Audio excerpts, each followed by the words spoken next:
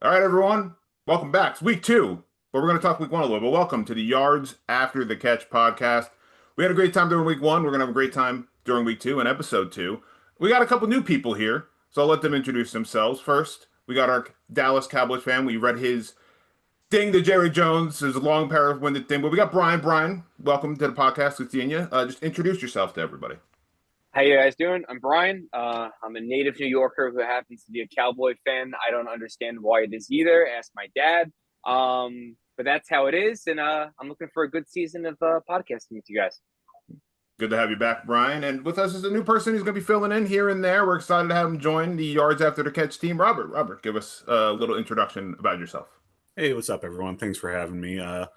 Yeah, so good friends with Alex, known him since we were basically kids. I'm a currently disgruntled Patriots fan. I was sitting in the rain watching them lose while Alex was on the other side of the stadium watching them win. So that was good start. Good start to the season. We're so back. We're so back.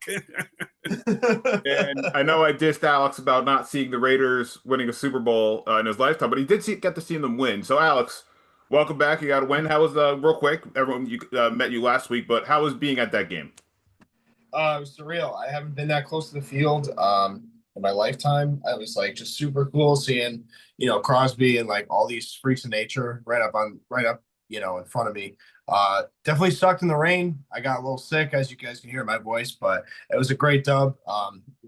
Great way to start the year, so I'm happy about it. All right. Well, we got the four of us here. Again, I had to see my team lose to Giants. We're going to go into that later on in the podcast. I'm just going to save that image for that. But again, it was exciting week one, a lot of great games. And we're going to talk about some of those matchups before we dive into week two. And first, we're going to start off with the banner presentation in Philadelphia for the Super Bowl champion Eagles. That makes me want to vomit saying that as a Giants fan, and Brian here as a Dallas fan. We didn't want to see that. I didn't watch the ceremony also because I didn't want to see Saquon get his ring and all the cheers and all that. But we did get an exciting game between the Eagles and the Cowboys. I thought at first that the Eagles were going to run away in this game. In my prediction, I think all of us said they were going to get blown out, but they didn't. Final score 24-20. Couple crucial drops at the end of the game for the Dallas Cowboys, but the Eagles get the win at home, celebrate the Super Bowl a little bit. Fans being wild as per usual over there in Philadelphia. But my initial reactions that I'll ask everyone what their thoughts were was, like I said, it was a lot closer than I thought. I thought Jalen Carter getting ejected early on in the game for spitting on Dak Prescott was a little dumb, and we all discussed that in our group chats.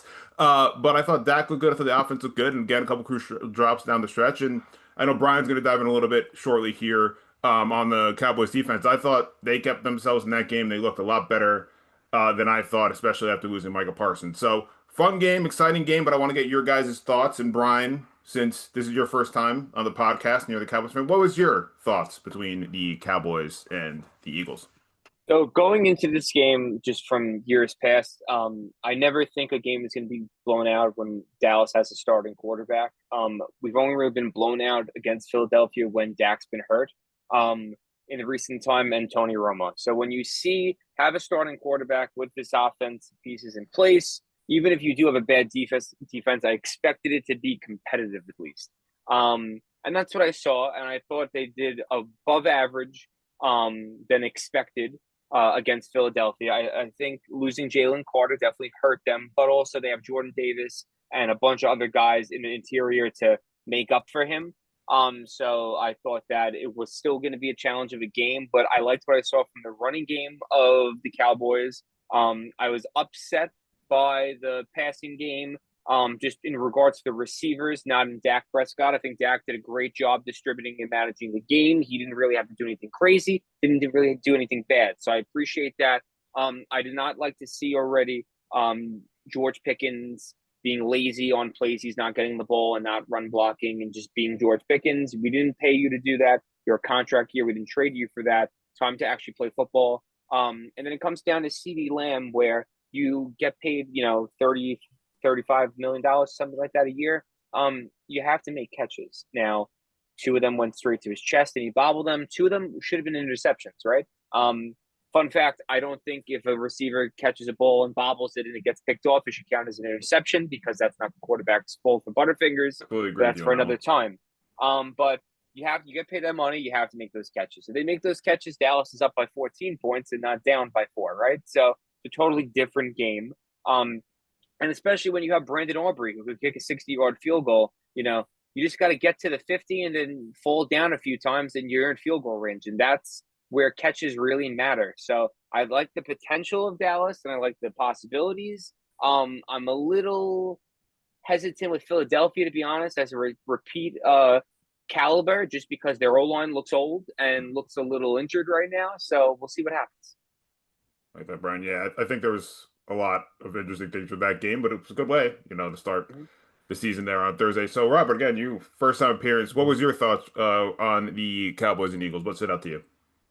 Yeah, so definitely a fun game. Not much you can really ask for the season opener more than that. I mean, obviously that whole thunder and lightning delay, that probably was a big impact on the game. And Absolutely. I mean, 41 points in the first half, 3 points in the second half.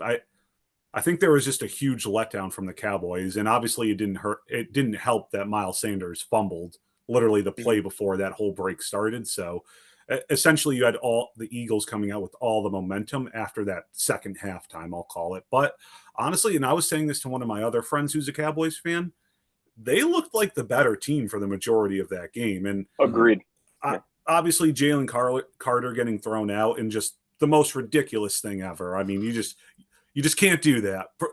Season hasn't even started. You can't do that. But I kind of agree with you. I was expecting more from the Eagles, to be honest with you. I thought Saquon was going to go crazy and, he scored a touchdown and had an okay game. But yeah, I mean, it's a tough division the Cowboys are in, having to play the Eagles again and then the Commanders twice. But I think they could maybe sneak into a wild card spot still. I mean, they looked better than honestly I thought they would coming in. I thought it was going to be a blowout, to be completely honest. Agreed.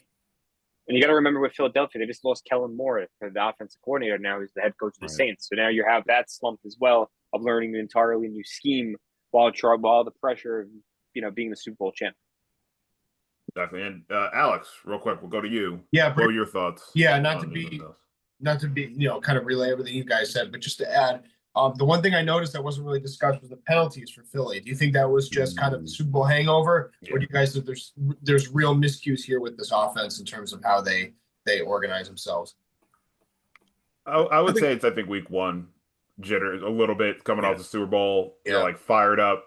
You might get a little antsy, and then we obviously saw what Jalen Carter did. So he was doing so there's a lot of different factors, but I think I think it is something to look at. I think it's a good point, Alex. I think it is something to look at, like as the season goes on, if that is a continuous thing, because then we can just flag that as it being an issue. But week one, things like that. Robert, sorry, I didn't mean to cut you off. What were you going to? No, I was literally going to say the exact same thing, where it could just be a week one syndrome. I mean, looking at it now, Cowboys only had 4 penalties, Eagles had 9.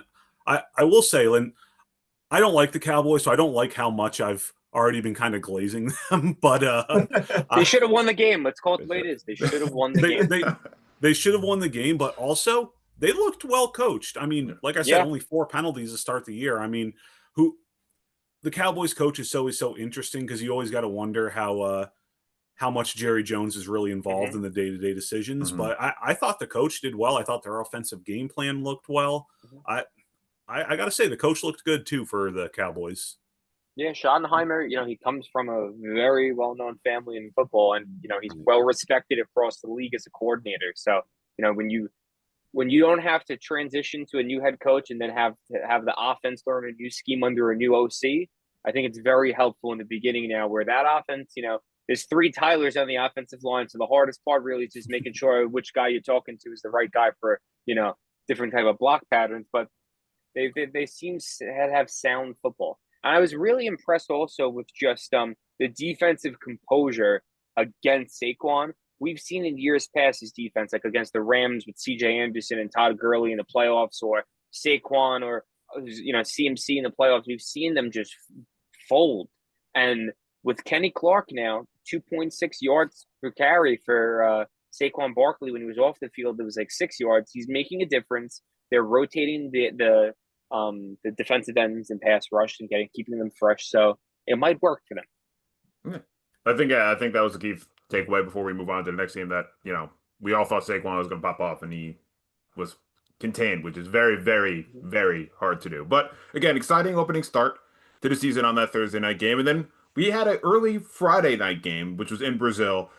which was also a fun and exciting game between the Chargers and Kansas City. All four of us, the four of us that were prior on that were on week one show, all picked the Kansas City Chiefs to win that game. We were all wrong. And I think what stood out was the performance, obviously, of Justin Herbert. I think a lot of us were not expecting that, and he balled out against the best quarterback in football in Kansas City Chiefs as the Chargers go on to win 27-21 in Brazil. Like I said, what stood out to me was the performance of Justin Herbert. I was not expecting that. There's always a lot of hype around him, and I feel like that always falters through. But in the game, 25, 30, 34 attempts, 318 yards, 3 touchdowns against that Chiefs defense. Also rushed for 32 yards. So, again, a lot of exciting things that was shown by that Chargers team. I think a lot of people now said if Herbert can do this, they have a shot to win the AFC West. So I thought it was a great game overall, but I want to hear from everyone else. So Alex, let's start with you. What was your takeaways between the Chargers and the Chiefs this week? I was incredibly impressed with the Chargers. I thought they pretty much held the Chiefs in every way in that first half. They got that miracle, field goal off, for the halftime. I thought for a neutral field, I thought, both teams kind of made the best of things. It's always hard to travel even when you're coming out in the new season. There was a little bit of nerves and whatnot, but I was incredibly impressed with this Chargers offense. I don't have worries with this offense. It's with the defense. And I think that, with proper time, with some of the acquisitions and the additions they made on this offensive line, beefing up in the draft, I think that Herbert will have time to stay healthy in the pocket. Because like I've said on record now for 2 years, there's no more excuses with Herbert not to put it up this year. I understand the AFC West is loaded, but they have to be at least competing for something better than a wild card this year, because I think that they have a lot of good things going for them. Yeah, I completely agree. And again, they didn't really get their rushing attack. Omarion Hampton, who had a lot of hype going into this game, obviously as the prized rookie, 15 carries for only 48 yards. Herbert almost had as many yards as him on 7 carries. So again, a lot of interesting things from the Chargers, and we could talk Chiefs a little bit. But before we dive into Chiefs, Robert, what was your thoughts between the Chargers and the Chiefs? Yeah, wildly impressed from the Chargers, I guess would be my first takeaway. I mean, Herbert, this could be his breakout year, and Herbert's one of those guys where I've kind of made fun of him just over the years, because it's like everyone talked about him like he was like supposed to be the next Josh Allen, Mahomes, etc., and it just hasn't happened yet. Now, you could put some of that on not having good coaching until he got Harbaugh in, but also, I mean, apparently Keenan Allen is just like back. I mean, like he never left. He never left. We don't remember him on the Bears. No, he wasn't there. Well, and it's just like the game started. He caught like a short pass, and I was watching with some buddies, and they were just like, "Oh yeah, Keenan Allen." I'm like, that guy's washed. He's not going to do anything. And then just the whole game, he just shut me up. Just kept making play after play after play. And real quick to go over to the Chiefs. You notice, and obviously it didn't help Xavier Worthy got hurt, first quarter, but their weapons are not up to par with like the rest of the contenders in the league. And they're going to get Rashee Rice back week 6 after his suspension. So that could help as well. But I don't know why, but I keep thinking that one of these days soon, we're going to see an Adam Schefter tweet, Tyreek Hill traded back to the Chiefs. I mean, it would make the most sense for anywhere for him to go. And obviously dealing with Tyreek, you also got some of that ego. I think he'd be able to come back to the Chiefs and be like, okay, well, I'm going to put up numbers here at least. So I think the Chiefs need to significantly upgrade a lot of their weapons. I mean, Kelsey had a good game, but how much of that can you expect from him throughout the year? And but like, I don't want to take anything away from the Chargers, because I'm going to get into them a little bit later in one of our other segments, but I was blown away by how good they looked.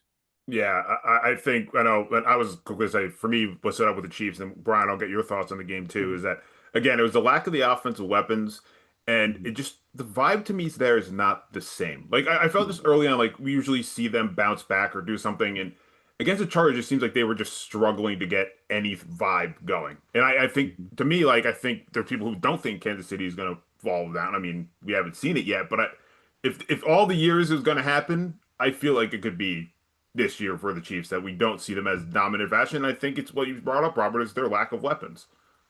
Before we go to Brian, they're home against the Eagles. Oh, sorry. No, I was just gonna say before we go back to Brian too, I wanted to mention that they were winning a lot of close under 30-point games. I don't think they scored 30 points all year last year until the end of the year, Mhm. with the Chiefs. So it's the lack of weapons, but also they have one way of winning now. You know, Mahomes does not really crack in a lot of 300-yard games. He's really keeping it to having Spagnuolo's defense, bend not break. So they really don't have a lot of formulas to win the way they used to in years past as well. That's all I wanted to say. Agreed. Ryan, what was your thoughts Yeah. on the game? So Chargers, enough has been said about them, but I really think that by the end of the season, this wide receiver trio is going to be a top 5 in the league. I think they are route smiths in a sense of just on how much separation the three of them could get. Still, even Keenan Allen at his older age, and I'm impressed by now Quentin Jefferson coming and finally, getting a shot, and he seems to be a 2-touchdown machine every time he, gets going in this offense here. So I think he could be a big player this year, and I look to see him try to grow. Looking at the Chiefs, when I see the Chiefs now, especially, I think of the Patriots after they started winning Super Bowls in the same type of style of play, relying on the Spagnuolo defense instead of a Belichick defense. Brady and Mahomes, very simple. You got no-name wide receivers and a really good tight end. It's basically the same exact template except one thing. The Patriots offense is always prided themselves in phenomenal run game, right? LeClaire, Garrett Blount, 200-yard game for Jonas Gray. Yeah, those guys, right? You could really think about it as just consistently good running back play. What was his name? Went to Georgia when he played against the Rams. Sony Michel. Like they had serviceable guys that could play. Isaiah Pacheco's done. I think personally, the injury had he rushed it back. Rutgers legend. I think when you rush back from an injury, it's like seeing Ezekiel Elliott. You're never the same after again. Same thing with him with his leg. I don't see it. Kareem Hunt. It's Kareem Hunt, right? And you can't win a game when you have your best rusher is Patrick Mahomes. That means you had a bad game if he's running around like that. So I think they need to find a run game, and I think they need to look to try to make a trade. It's unfortunate that Najee Harris is on the Chargers because I could see him as a person that could easily be out. Maybe he gets waived and they can pick him up. But they need a running back. Absolutely need a running back because this entire offense gets set up on the run game where they could then use this quick tempo and get things going. Completely agree. And I just want to bounce right back to the Chargers. A lot of people forget that their second-round pick for a receiver, Trey Harris, also could be I know he had a slow week 1 game, but he's a player to kind of look out for. So you can have 4 good receivers for the Chargers this year between Quentin Johnson, Ladd McConkey, Keenan Allen. I mean, their tight ends are good, Tyler Conklin, Will Dissly, and then you have Trey Harris. I mean, they're an offense, like I said. They have a lot of depth this year. Could be exciting. But yeah, good thoughts around between the Chargers and Chiefs. We'll see that. Like I said, I think the Chargers are now clearly a team to watch out of the AFC. But speaking of AFC, probably one of the most ridiculous football games I think we all got to witness, and I feel like we're going to talk decent about a podcast on, is between the Baltimore Ravens and the Buffalo Bills. I was sitting there halfway through thinking I was going to go home. I was just going to go to bed. I was like, it's 40-25. And then there was something in me that was like, maybe I should just stick around and see what happens if the Bills could pull it off. And I'm glad I stuck around because that was probably one of the most insane finishes I've ever seen in a football game. We're going to dive into it. But if people missed out, go watch the highlights because that thing was absolutely insane. Baltimore was kicking Buffalo's ass for pretty much 3.5 quarters. And the Bills came charging all the way back to win the game 41-40 on a game-winning field goal. Guys, I know we're going to talk about this. But to me, I don't know what it is with this Ravens team, but I don't know why they slip away with leads. And it's in the harbor. I can't remember the stat off my head, but he's let like 10-point leads go a bunch of times. I don't have the exact stat. But I want to get your thoughts. I'll start with you, Robert, real quick. What was your thoughts between the Buffalo Bills and the Ravens? That was probably the game of the year, and it's only week 1. Yeah. I was listening to a different podcast, and they referred to the Ravens as the James Harden Rockets, where they would just go off. You would have so many points, and then the games would get close, and then they would lose. Yeah. But regardless, I mean, I have so many different thoughts on this game just because, one, the Bills' defense was just getting shredded by Derrick Henry for, like you said, 3.5 quarters. And when he fumbled, it kind of brought me back to the Cowboys game with Miles Sanders, where Mhm. they were driving and then all of a sudden he fumbles at like Yep. the other team, he fumbles on a drive and it just took away all the momentum. But honestly, that might have been the game of the season to start the year. I mean, obviously we're on week 1, but I mean, I don't really know what else you can ask for in a football game. Completely agree And with you. Completely agree with you. yeah, the other thing that stood out to me with that is you saw such a large gap between the two quarterbacks in that game and like the rest of the NFL. Like Mhm. obviously, Mahomes is Mahomes and you have a bunch of other good guys, but it's so clearly like Lamar and Josh's league right now that anytime those two play one another, regardless regular season playoffs, it's going to be must watch TV. I mean, I, Yep. how much did the Bills even give up on the ground? It was an absurd I amount. have Hold to on, let me look Two at see. thirty. that. It was Was 238. 238 Like and 3 touchdowns, Oh, only on jeez. Yeah. 29 carries. I bet on the Bills to win the Super Bowl before the year started, and honestly, like I thought they were going to lose this week, and I had intentions of maybe doubling down on that bet. But when Derrick Henry just kept ripping them apart, I'm like, that's not to win a championship. You got to at least stop the run, Yeah. and Yeah. obviously Josh is going to keep them in any game regardless from the points they score. But there's a lot to lack for both teams on their defenses. So I still think those are the two favorites in the AFC. I think both of their games upcoming are going to tell them a lot. I mean, Mhm. Chiefs versus Eagles next week, that's going to tell us a lot too. I was going to say that before when we were talking about the Chiefs, but yeah, I mean, I'm interested to hear what you guys have to say about that one because it was wild. Yeah, I agree. It was a wild game, and I think a lot of people seeing again what you brought up with the Bills not being able to stop Derrick Henry. It's like it's very hard to stop Derrick Henry, obviously, but I Yeah. think the Bills exclusively have a tough time stopping Derrick Henry, and it was showing that Yeah. 3.5 quarters after that fumble, the momentum changed. I completely agree with what I just say, Robert. And again, very exciting game. So let's bounce it around. Brian, what was your thoughts between the Bills and the Ravens this week? So I start with the Bills. Josh Allen is the best quarterback I have ever seen, to be honest with you. Oh, He's okay. best quarterback I've ever seen on a pure athleticism basis. Mm. I always thought it was Aaron Rodgers. I think it's now Josh Allen. The legs of Josh Allen have now usurped the creativity of Aaron Rodgers for me. Their receiving core is very good and deep. They have a lot of them. Joshua Palmer, which a lot of people flew under the radar, is a very, very good wide receiver.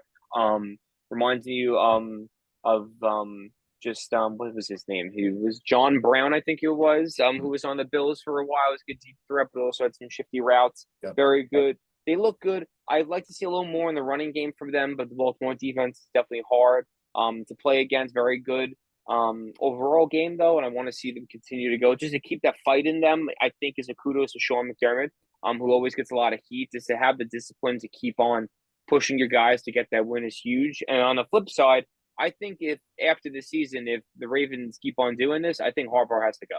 Yeah. I think either writing is on the wall that there is a lack of discipline on this team in keeping games close and oh, look at the lead. Oh, we're fine. It was only a touchdown, right? Oh, it's no big deal.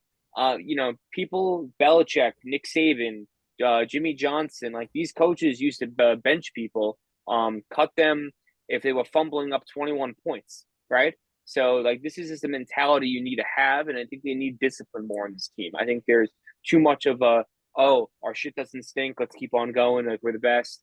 You're not the best. You haven't done anything yet. On a flip side of that debate, though, I could say this: I think Derrick Henry's the best running back of all time. I think for me, just the total package of being the size of a defensive tackle and running as fast as the best of the players the league has ever seen, and especially just seeing consistently these numbers, he's going to go down as the greatest of all time. He might not have the yards. Yeah, I think he needs to play like 6 more seasons of like 1,600 yards to get Emmitt Smith's record. But I think he will go down as the overall number one guy. I see him almost as in like that Jim Brown category of like no one saw him.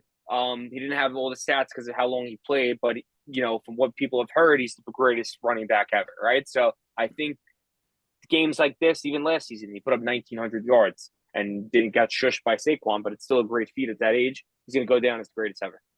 Yeah, before we get your words out, I agree with Henry. I think he's going to make himself the argument that you have to put him in the Mount Rushmore of running backs in this league. I mean, his size, like you said, his speed, it's something impressive. And I think the crazy thing is, if you just want to look, if you're looking at this as like the Basketball Hall of Fame, where they look at your whole career, right now he has less rushing yards in his career than he had in high school.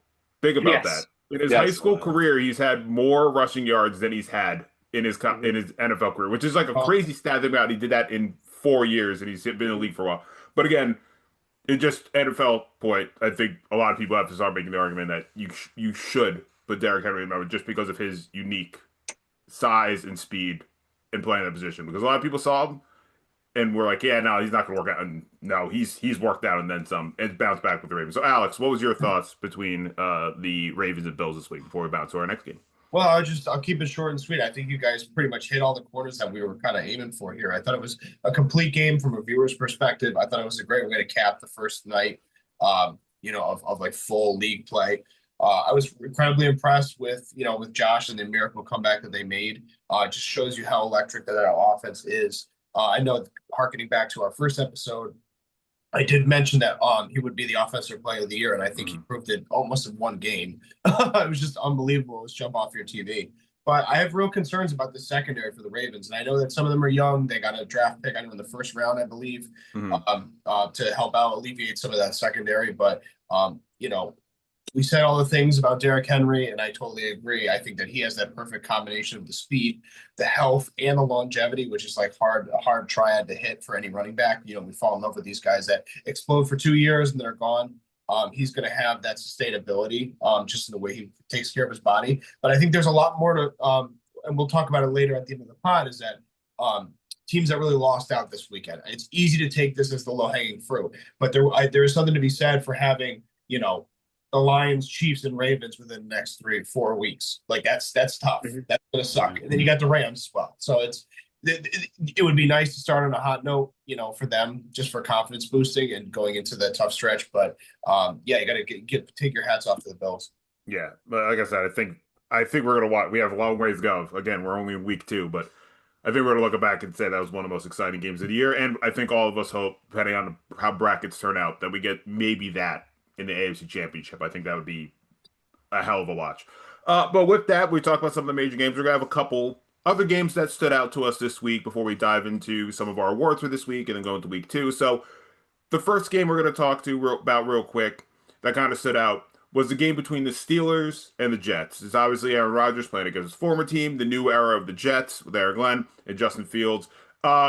I really enjoyed watching this game. It was kind of interesting to see the Jets score a lot of points, more points than I think I've seen them score maybe in the last 5 years with that new team. You can see how disciplined they are under their new head coach. They just literally released their kick returner who fumbled the crucial fumble that allowed the Steelers to come back and win that game. But Aaron Rodgers also looked like the old Aaron Rodgers. So he wanted his revenge. He got it. He gets his win over his former team, 34-32. A big back and forth battle. Again, but I think the Jets kind of stood up. They impressed me in that one, especially with the new head coach. I did not know what to expect, but they were buttoned up. And I think with Justin Fields standing out the way he did, I think the Jets can be a threat to a lot of teams. They're not going to be this easy team that they have been in the AFC the last few years, or the joke team. I think a lot of people saw this and said, hey, we got to take them seriously, especially with a head coach that holds everybody accountable. But Brian, what was your thoughts between that game between the Steelers and the Jets this week?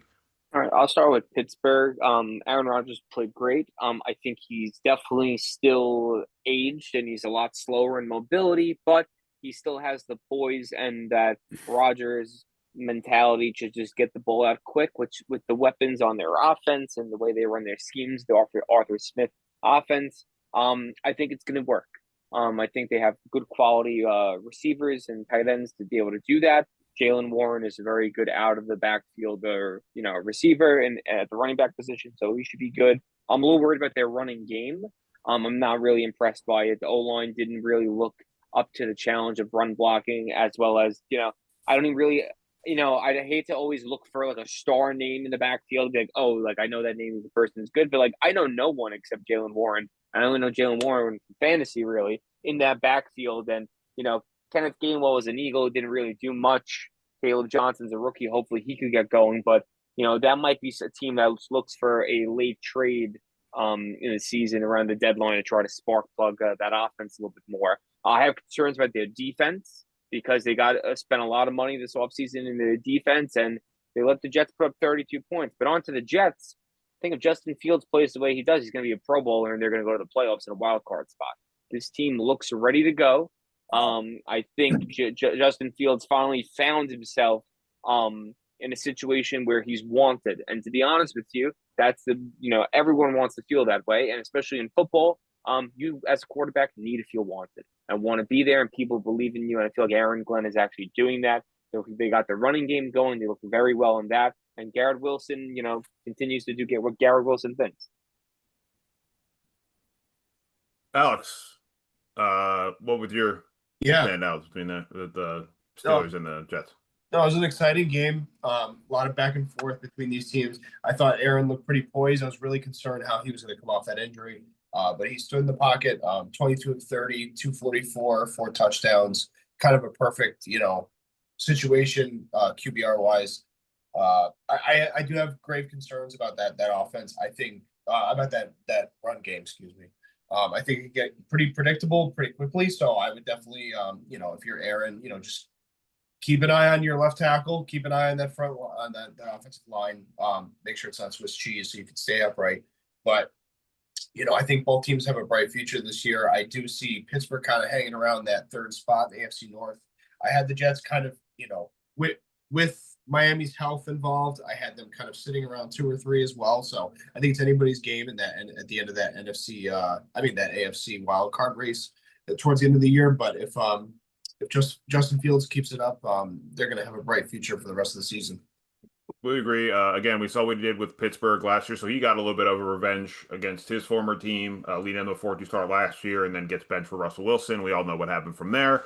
So it's good to see Fields there. And I think, just real quick before I go to you, Robert, I just want to say real quick, I think a lot of people are concerned about the Steelers' defense and how they let up all those points against the Jets. I think everyone just hold firm on that one. I don't think they're going to be this Swiss cheese level defense. I think it's just, again, week 1. They got taken surprised by the Jets a little bit. I think they're going to be buttoned up, and I think they're going to be the Steelers like we see on both sides of the ball.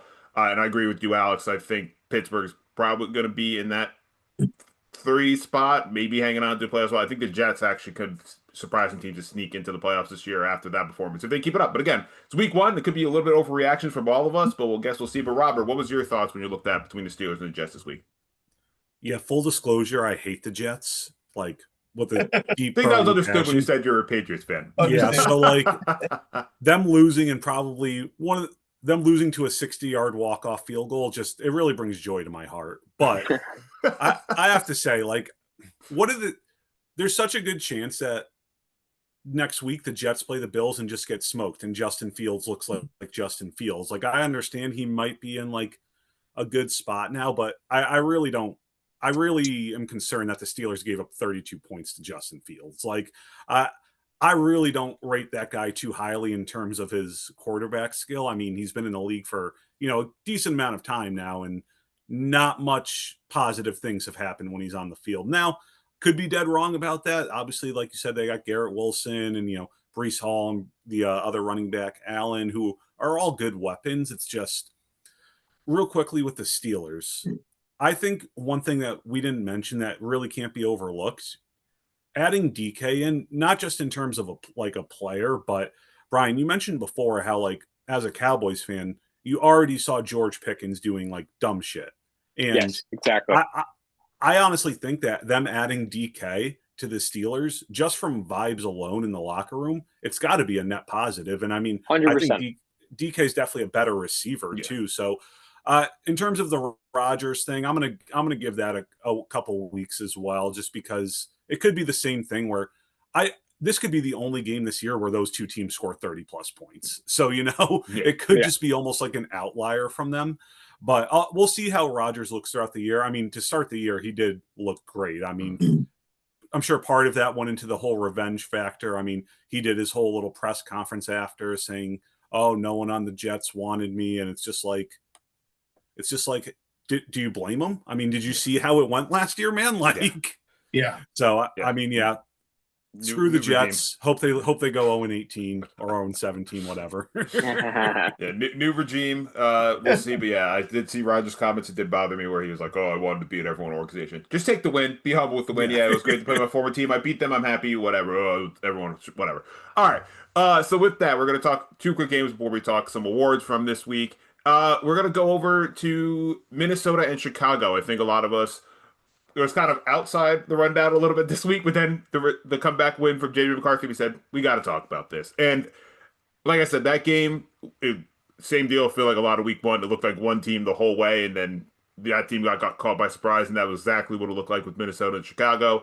I said, oh, Chicago's going to upset Minnesota at home. New coach, quarterback's looking all right at that time, and then the same old Bears of the last few years came out where they just have a lead for most of the game and then blow it. But I just had to say I was blown away by JJ McCarthy and his performance in that game. The fact in your first start, I know he's not considered a rookie, but it's his first career start. He is a rookie. Didn't really play all last year because of his knees. Being battered around for 3 quarters, to find the poise to stay in and lead his team to a comeback and a comeback win, no less, was truly impressive. I give him huge props. And like I said, I'm not a huge Michigan.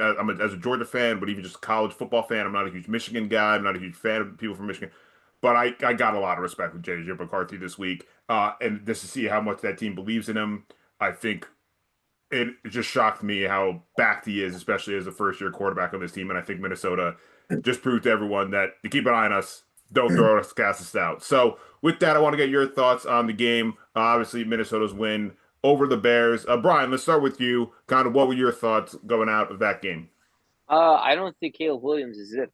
I saw someone who is lost, doesn't understand the system still after now being this is the second season, right? Second season and a new coach. I do not see what I would expect from a second-year quarterback in just development of his game, the reading of the defense you're going against, and just overall game situation. I just am not seeing that from him. I think that their run game was a little lackluster in the sense that it could not get going, but Minnesota has very good defense, so it's understandable. On Minnesota's point, I thought it was a great game from them. You know, they came back, they did what they had to do. JJ McCarthy looked very well put together. I liked I always liked Aaron Jones, but I think time is starting to, hit him. I really like Jordan Mason. I liked him on the 49ers. I think he could be a real playmaker for them that I think by week 3 will be the full-time starter in run situations, and then Aaron Jones will be that third down back, kind of scat back that he is, which if you remember in his early years in Green Bay with him and Jamal Williams, that's really what he was. He was a, scat back that could really just get things done with his mobility and athleticism. So see a lot of potential with this offense. Yeah, I completely agree. I think there was a lot of hype around the Bears on the Caleb Williams front that you said, Brian. Like, I think I saw a stat recently. He leads the league in overthrows, and he's only been in the league like 2 years. I think he has 50-something overthrows. Me and my buddy are going on a debate on if you consider an overthrow a hospital ball. But in some of those clips, yeah, especially from that Minnesota game, there's a couple plays where he almost killed DJ Moore and a couple of his other receivers. So I think there is a concern there for Caleb Williams. I completely agree on that, especially when he played, I wouldn't say great. He played good for 3 quarters. He played well for 3 quarters. And then again, that same kind of mentality where he just seems lost in the big moments and not making the throws that he needs to make is definitely something concerning and something going forward, because this Bears team has the talent to be good. But the fact that you blow yet another 4th quarter lead after looking pretty good at home for 3 quarters against a first-year quarterback in his start who looked rattled until he bottled it up in the 4th, that's concerning for the Bears. But Alex, let's get your thoughts between the Vikings and the Bears, and what's it out to you? I was incredibly impressed with JJ McCarthy. I thought that, being a little shell-shocked from the injury last year, it could really ruffle a guy up in his second year. It's basically like starting from scratch again. I thought that there was a lot to be desired with Chicago. I just don't understand them. I know it's going to take time with Ben Johnson.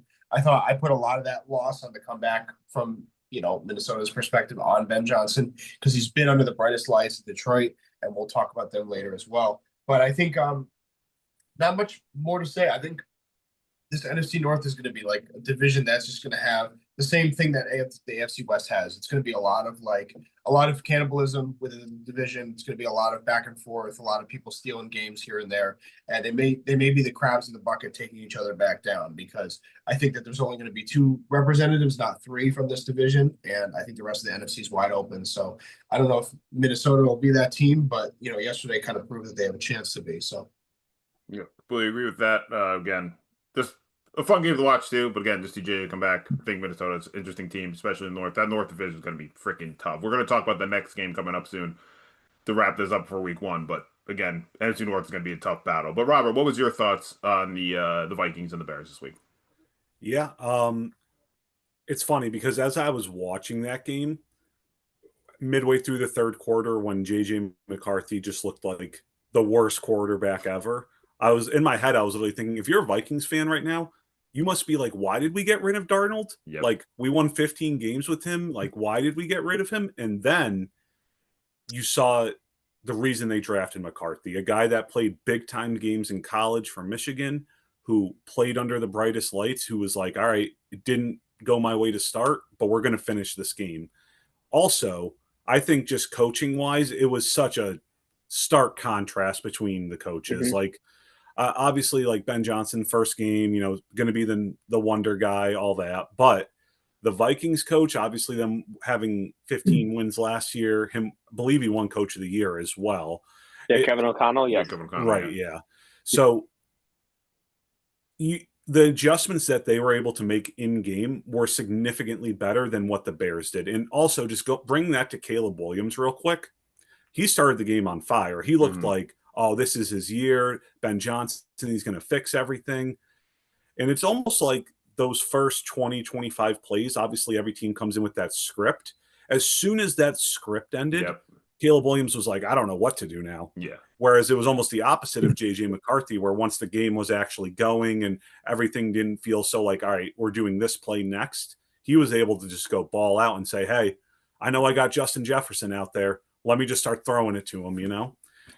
But yeah, I mean, I don't know, man. The Bears are just going to be the Bears. They're like the Jets, man. They're just going to lose those games time in and time out. It's just always going to happen to them. But yeah, I will still give Caleb Williams a little bit more time until I fully decide that he isn't the answer. But not the best start for him for sure. No, not at all. And like you said, you look great in a script. Once the script went away, he didn't know what to do. Mm-hmm. You can't script the whole football game. I'm sorry. You could try. Mm-hmm. You could try, but you can't. But I just want to really quick with Kevin O'Connell real quick. I love there was such a good replay that they showed on the broadcast after the JJ McCarthy read option touchdown, where it goes to like the sideline. I think it was like Caleb and maybe Ben Johnson, and they just had like a stern face of a losing lead, and it's Kevin O'Connell just jumping up and yelling. And I was like, that is the stark difference between these two coaches, where it's like Kevin O'Connell run through a wall for you, and everyone had his back on that, especially in the play calling and late in that game to trust JJ McCarthy to not fumble on a read option like that. Again, just seeing that replay of him just yelling and being fired up, that's why I think the Vikings are a team to look out for. But we're going to bounce back a day real quick to wrap up our week 1, and then we're going to give out our awards.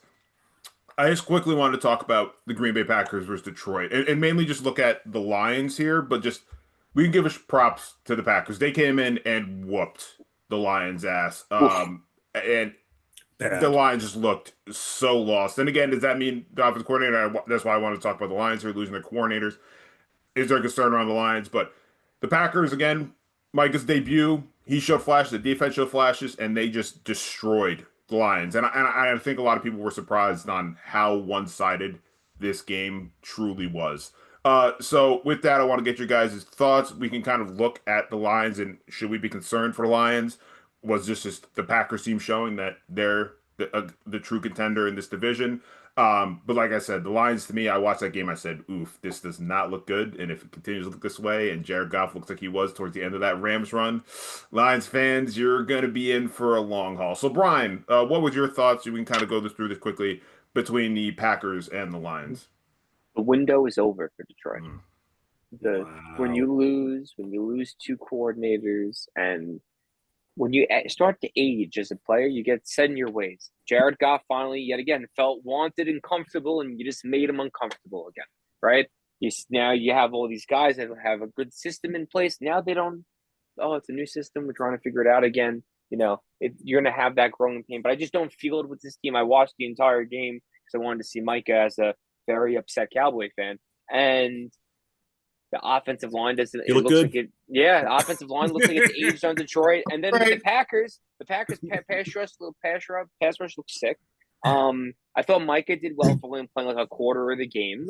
I expect him to do so. No ill will towards him. He got his money, even though he loses more because of taxes. That's him not knowing his business. It is what it is. But I think he'll be fine. I think he'll be fine. I think 25 million after tax will be okay, not 37. It's fine. But listen, the Packers look great. Jordan Love looks like Jordan Love. If he continues to do that they're going to go wherever they go. And I think this wide receiving core is very unique in its skill set. Of everyone sort of has their own niche, and they do it really well. They're not great, but they're really good at the basics. And it's like each guy is quintessential to their offense, and I think that LaFleur has really put together a team of beauty here on the offense.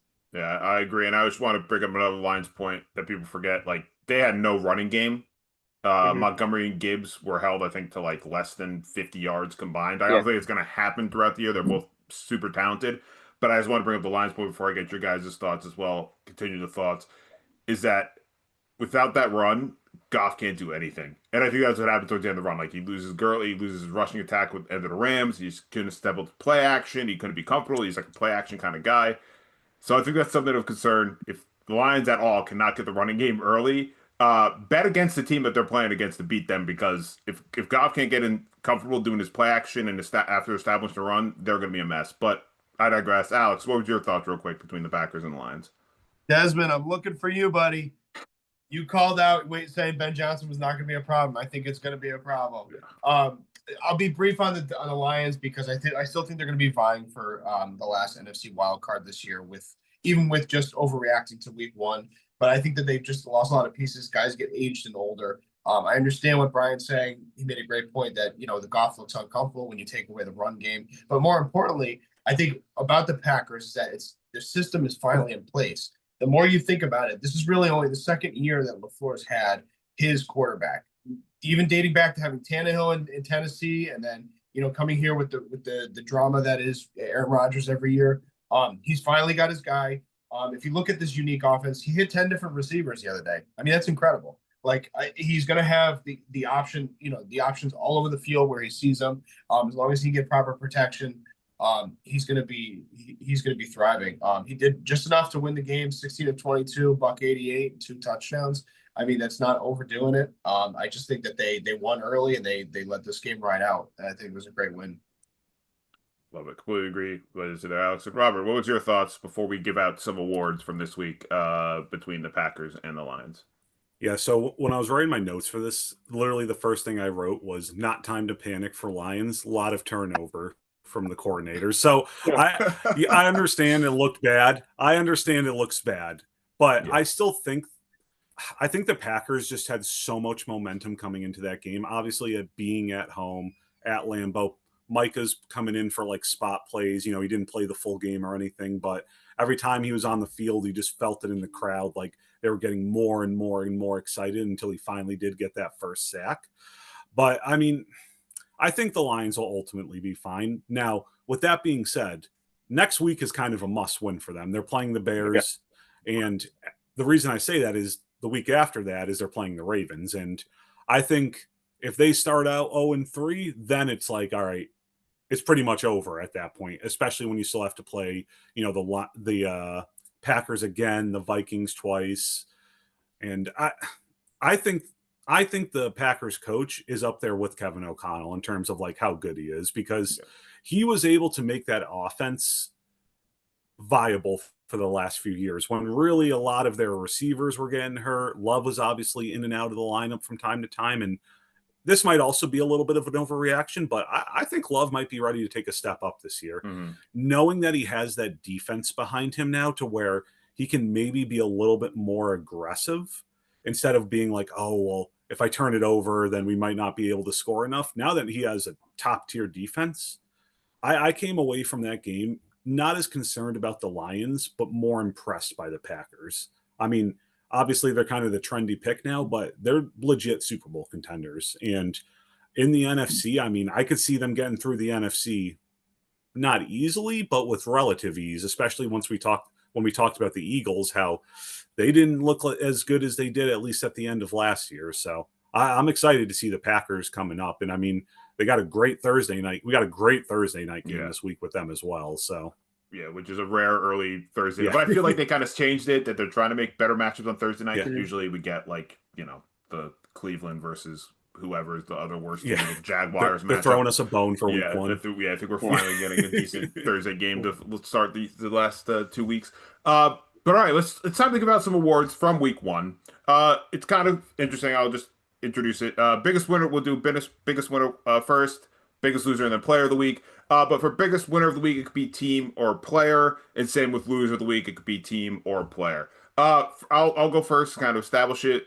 Biggest winner of the week for me is going to be a player, and I want to vomit by saying this, and I think a lot of people know where I'm going to go here. It's Daniel Jones of the Indianapolis Colts. Yeah. Danny Dimes. As awful as that, it hurts. It pains me to say this. I don't want to throw up saying it.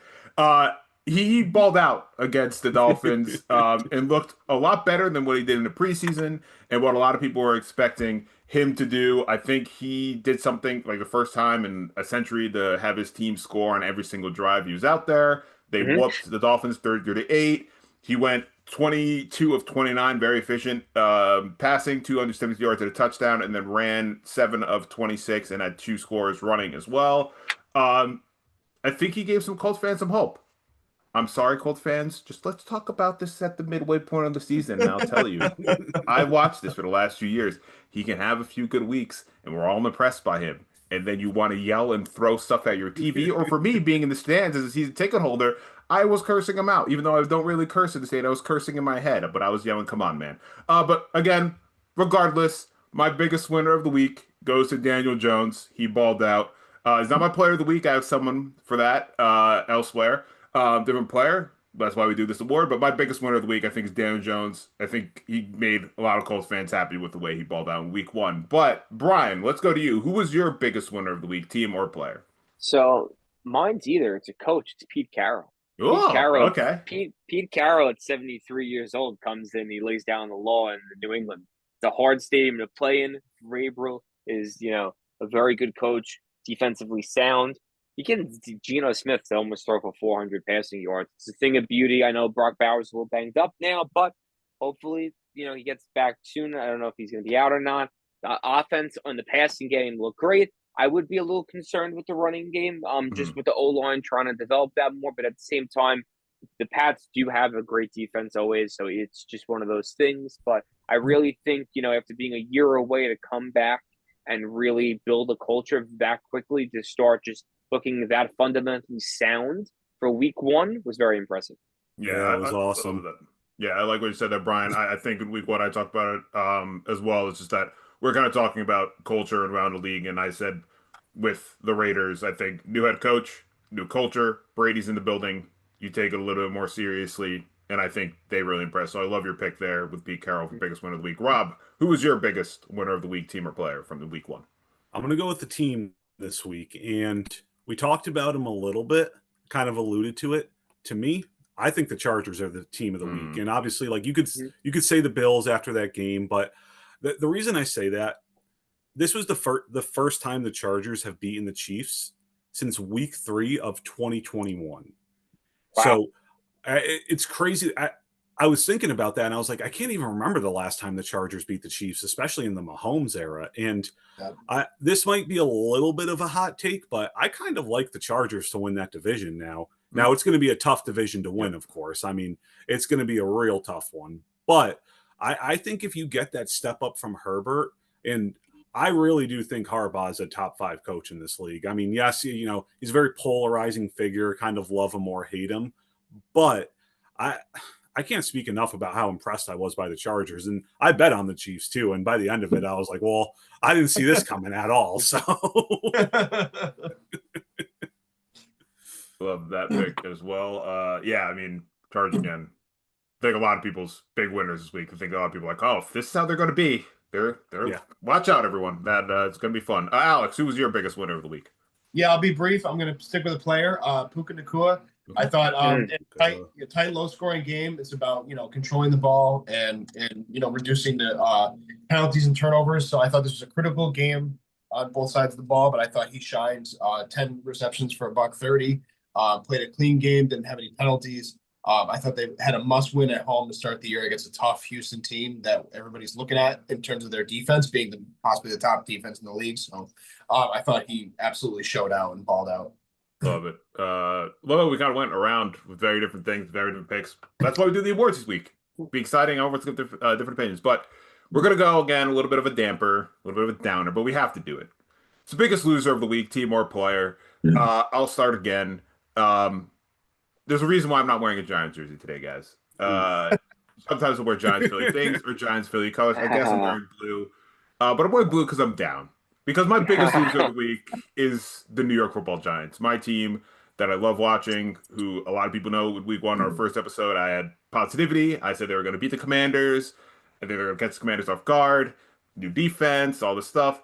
New year, same old Giants. And I don't know where to point the finger to at this time. Is it Dable? Is it offensive coordinator? Is it defensive coordinator?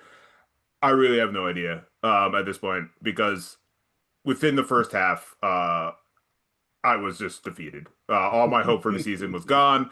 And it's just because on a day where, let's face it, Jay Daniels was not on his best game, and you could have taken advantage of it. You had a one-score game. It was 14-6 at half. You could have taken opportunities. Just the offense continued to look anemic. With Russell Wilson, I don't even know if Jackson Dart would have solved it. Maybe he could have with a spark, but that offense looked horrendous. And that defense tried to do their best to keep it within. I know it was, that final score looks a little obscure, but really, if you think about it, it was 14-6 most of that game. Yeah, it's just, I don't know where to go from here. And I think a lot of us just felt like we got kicked in the teeth this week because you know where to go. One of the worst teams. But yes, what are you going to say, Brian? You got blue shirt throwing the trash. Jameis Winston, man. You got to go to Jameis Winston. Your team needs a big someone to get a spark. You need a big play, and what better than a guy that is the definition of spark plug? I would have been fine with That's a very winnable game. It made it also their offseason makes no sense because you signed Jameis Winston while drafting a quarterback, and your team is already atrocious. Even if Jackson Dart played like Dak in his rookie year, okay, they weren't going to make the playoffs just because of the division. So if that's the case, then take the $30 million you just played Russell Wilson and go get some actual assets. I agree. Just a waste of money. Honestly, that's what it is. It's a waste of money to see him play. Yeah, no, I completely agree, and I know I'm trying to go long-winded because I want all of us to get answers and not to have this podcast go on forever because I can go on forever with Giants. All of you guys know that. No, I agree. Seeing that I said we saw what Russ did towards the end of last year. We gave him all that money. You couldn't tell me we got some depth on the offensive line with that money. We could have gone a couple of secondary. I think the secondary held on as much as they could, but there was times where Jane Daniels missed touchdown passes where they got absolute Terry McLaurin cooked. I think it was flat on one of the routes. He had a wide open touchdown. Daniels missed him. Next time we play the Commanders, they're going to get smoked 45-6 if it keeps it up that way. Because, not even go to the Dallas game. If they play like that, they're going to lose by 40 again. Is that too? That too. Because the Dallas is better than Washington right now. The way week one went. Just looking at both teams right now, Dallas will put 40 points up against the Giants. Yeah, and they put 40 points on even if they have a backup quarterback in. So against the Giants just can't play the Cowboys well. But to wrap it up, again, I think the biggest loser of the week because now you go into a must-win with Dallas with a bunch of question marks on if that offense still looks the same at the first half. Are you going to Dart in week 2 and putting him in a tough spot? Are you going to Jameis? Are you doing something? It's week 2 of the season, and we're already looking at as Giants fans that we're going to start the season 0-4, and then probably firing Dable, and then Dable will never get to coach Dart. So it's just a whole slew of things, and this is just after week 1. And I'm not trying to overreact, but it's just you're going in the week. You're going to a win now game in week 2, and you only scored 6 points. You're right. The Browns scored more points. They have Joe Flacco, a quarterback. All right, I'll end it at that. The biggest loser of the week is the New York Football Giants, but I want to hear what you guys have to say. So, Robert, who is your biggest loser of the week, team or player? Absolutely. Last thing I'll say, according to Brian Dable, it's not Russell Wilson's fault. It's not Russell Wilson's fault. I don't know whose fault it is, but it's not Russell. Don't you dare for a second think it's Russell Wilson's fault. Dude, I saw that quote and I was just like, so it's your fault? I don't really understand what you're trying to say. Whose fault is it? Yeah. The football But guy. yeah, but I digress. So my biggest loser of the week. All right, we got to have a conversation, man. It's time. We've seen him for a couple years now. Why is Bryce Young still an NFL quarterback? That guy should be driving an Uber to and from the stadiums at this point. Like, that guy stinks.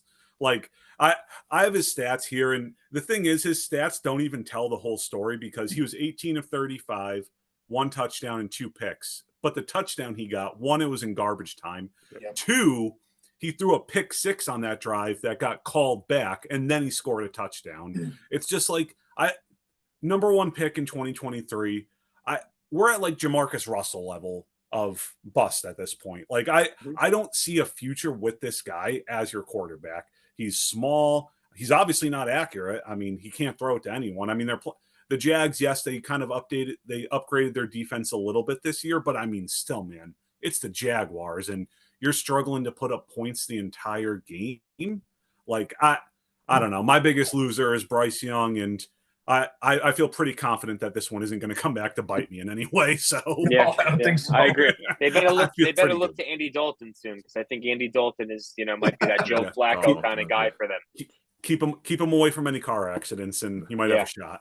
That is true. All right, Brian, who is your biggest loser of the week? Well, I feel like this has had the writing on the wall since he became a head coach. Like, I just don't understand why Mike McDaniel's allowed to go in front of a camera. Like, I'm sorry, but like Urban Meyer on a bar stool in a Jacksonville bar is a better coach than him. Yeah, One day closer to death. It's just crazy. Listen, I'm not gonna berate the guy, but like you gotta like when you're a head coach, you gotta fit a couple of things, right? Like the look, the discipline, the demeanor, just the way in which you act in a press conference. He doesn't pass the eye test just on that, right? Like he sounds like he's the guy that sells peyote and ayahuasca to Aaron Rodgers, and it just doesn't make sense to me anymore. Why is a coach? I think that team is crumbling. I don't think Tua is going to last that long, just the way it's going on right now. And Tyreek Hill, and he might not last long because Tyreek Hill might murder him right on the street because of how frustrated he is in his offense. So it's like he is just wasting talent right now, and I think it's time for him to go by midseason. Yeah, I agree. When Alex, we'll get your biggest loser because we'll pick up the pace as we go through these next few segments. But yeah, I completely agree. I hear McDaniel half the time, and I'm like, what are you talking about? It's just like it's me getting the same with Dable, where it's like the same things like over and over, but he tries to make it like McDaniel tries to make it more unique. Where I just have to hear every week from Dable that we're going to look back at the tape. Like Daniel tries to make it sound smart. Your team's crumbling, dude. Button it up. Get serious because, like you just said, midseason he could be one of the guys that's going to be gone because that team's a mess. But Alex, real quick, who was your biggest loser of the week, team or player? We haven't talked about them, but they deserve all the ass smacking right now. The Atlanta Falcons. Atlanta Falcons had a golden opportunity to start off the year hot at home. They won time of possession by 11 minutes. They won every statistical offensive category except for rushing yards, and it was only by 30 yards that they missed out on the ground. But for me, Raheem Morris, like Penix, they got to get on the right page. They got to get this offense going in the right direction. I thought they were very impressive, and they just let the game, pass them by and slip through the cracks. They played it clean. They didn't have any fumbles, any interceptions, anything like that. But when you win time of possession by almost 11 minutes and you win on third down efficiency, you get all these things in your favor. You have to close that game out. It's a statement game in your division. The division's wide open, as we know. It's dog shit. That was a big loss for them, and just in terms of demoralization. Yeah, I agree, and especially too, like Younghoe Koo had not a chip shot, but I mean, for Younghoe Koo, come on, he's pretty accurate. Come on, the forced overtime, and it shouldn't have even gotten to being the forced overtime with the Bucs under a minute left. Yeah. But the fact he missed that huge heartbreaker. But again, I like that pick as well with the Falcons, because especially in a division matchup where you're pretty much right with that team, and we've seen time and time again what happens when you lose to the Bucs between the Falcons. Where it just seems like you lose to them in a crucial spot, they win the division. They should have gotten an early win, but again, they didn't, and that's why they're Alex's pick. The other Alex for biggest loser of the week. But for final awards, and then we'll kind of go quickly through our last two segments, which is we'll go to in a second. Player of the week. I'll wrap it up here. I think we talked about him at length, but it has to be JJ McCarthy. I think, in my opinion, Minnesota Vikings did not have a huge statistical game, but the fact that you come back on the road against the division leader, looked as poised as he did, made all the big throws, the big moments that he did, getting all the hype and accolade he did, and giving the Vikings hope that they could be still a contender in the NFC North without Sam Darnold being there. And as JJ, it's a guy, like I said, I was go quick. We talked about it at length before. So again, real easy. My pick for this week, player of the week, is JJ McCarthy. Alex, who was your pick for this week's player of the week? Josh Allen, for all the reasons we already talked about. The offense was electric. One of the best comebacks, possibly in hindsight, might be the most impressive game of the year. Just hats off to him. Love it. Brian, who is your player of the week this week? I'm going the Jerry West route. I'm picking Kenny Clark, even in a loss right here, as the player of the week, in my opinion. You come into Dallas on a short week, not there that long, and you make a statement. Hey, I might not be able to rush the pass like Micah Parsons, but I could stop the run. And the one thing that Micah Parsons can't do is stop the run. So when you hold Saquon at 2.6 yards a carry when you're on the field and you allow your team to be in this game, he might be the difference maker for them in close games, just being able to stop the rundown and force, a quarterback to go into passing situations. So good for him on a first game, and I appreciate it. Oh, and Robert, real quick to wrap up our week one talk, who was your player of the week? Josh Allen as well. I mean, he just MVP last year, showed everyone why he was, and he probably took a stranglehold on the MVP lead for this year already. So, I mean, I think it's just got to be Josh Allen after that Sunday night performance. Yeah. I like your pick. I wanted to go a little different because I thought you'd asked. We were all going to go Josh Allen, but we shockingly did it. It would have been fair, honestly, if all four of us won it. It would have totally been fair this week after this week for all of them. But okay, that's our end of week one talk. We're going to go quickly into week two. And again, we're not going to hold everyone long here for the show. But for week two, we got a lot of fun matchups. I'm not going to go through all of them because we're going to go through all of them for our picks at the end of this podcast. But a lot of fun, exciting games for week two again. Hopefully it's as exciting as week one. But I'll go first with this for our matchup to watch. I'm looking over at the Commanders and Packers. That's actually going to start off tomorrow. I think that's going to be a fun game to watch, 8:15 kickoff, especially seeing what the Packers did to the Lions in week one. And again, do you take a lot of credit for the Commanders beating the Giants? Yeah, I guess you do. But again, you got Jaden Daniels versus that defense. And then you got Jordan Love against that Commanders team as well. The Commanders defense is looking pretty good as well, especially after against the Giants. So I know it's easy. It's like, oh, it's a Thursday night game. Alex is going with that one. But I think for me, out of all the weeks, I think that's fun because, again, it's a battle of two NFC contenders, and it's going to be very, very interesting to see who comes out on top. So that's my week two matchup to watch. Brian, what's your matchup to watch? Or if you have a second one, you can shout it out too, but what's your matchup to watch? So when a player gets cast from his original team, he played his entire career, and you're asking why is he continuing to play? It's for purpose, and it's to finally get back at them. And I think at this week we're going to see the Browns and Joe Flacco against Lamar Jackson and the Ravens go into Baltimore. And we're going to see something interesting. We're going to see two equivalent defenses and a guy with a grudge on how he shouldn't have lost his starting spot that season going into the playoffs. And we're going to see something. It could be terrible. It could be great. I just think that Joe Flacco has something to prove against Baltimore and Lamar Jackson. That was not on my radar as a team. I like it, Brian. Yeah. I think the Ravens are going to spectacle, but I like the pick, Brian. It's very, very unique. Alex, what is your matchup to watch? Or if you have a second one, you can shout it out to. Okay, well, I mean, there's a lot of good stuff to grab here. I mean, originally, I was looking at some of that Broncos Colts game, but I'm gonna stick with my team, Chargers Raiders on Monday night. That is a juicy game right there. You're gonna learn a lot of things very quickly. It doesn't, these are two teams that play better on the road, ironically, because they don't have any home crowds, which is hilarious. Being like transient teams. So I just think it's going to be an interesting mix. This is obviously a very heated rivalry. I'm just excited to see how it shakes out, win or lose, no matter who comes out of it. So I like it. That's a fun one again. both teams coming off 1-0 starts, early division games. They matter. They matter. We'll look back at it and said, oh, whoever won that week 2 game ended up winning the division. We'll see. I don't know if the Braves are going to win the division, but these games matter, especially week 2 early on. I kind of like it. I know a lot of people hate the division matchups early on, but I kind of like it. I think it kind of sets the tone to start the season. But Robert, what's your matchup to watch? Or like I said, if you have a second matchup, you can shout it out too. Yeah, I mean, it's going to be the chalk pick, but we got a Super Bowl rematch. Eagles Chiefs. That's going to be a great game. I mean, 4:30 going to be the Fox game. I'm actually more interested in this game just to see how the Chiefs respond, because the Eagles are going to be fine regardless. I mean, they're not in the strongest division, especially with the way the Commanders look this week, and obviously we'll see how they look again on Thursday. But yeah, I'm excited for that, man, just because you got to wonder if the Chiefs, how embarrassed the Chiefs felt after that Super Bowl. I mean, they just got smoked up and down the field. So I think that's going to be a fun game. But I will say I did also have the Thursday game and the Chargers-Raiders games as games I wanted to watch as well. Yeah, I like that pick too. I was flip-flop between mine, between Thursday night or the Super Bowl rematch. Yeah, I think that's going to be fun. And again, if the Chiefs end up starting the season 0-2, and let's say the Eagles kick their ass again, I think a lot more bells are going to be getting rung there. That maybe the Chiefs dynasty is starting to decline. But with the Giants week 3, so you never know. 0-3. If I'm going to be there, I will live report. I'll do an emergency podcast for all of you if the Giants beat the Chiefs. But no, stranger things happen.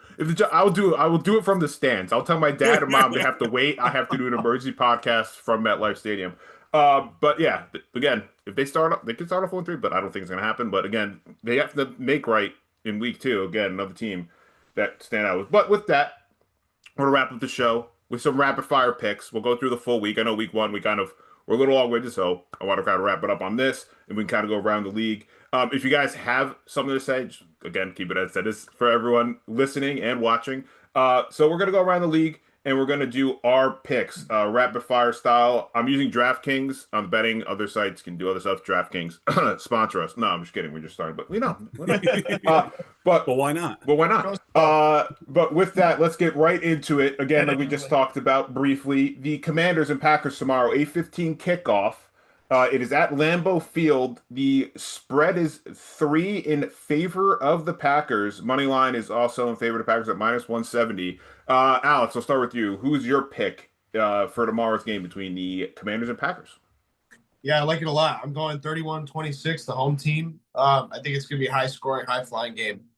Like it, and I should probably reiterate on the over-unders. The over-under is 48.5 for that game tomorrow. So Alex is calling for a high-scoring game. Let's see if he does pretty well. Brian, what's your rapid-fire pick between the Commanders and Packers?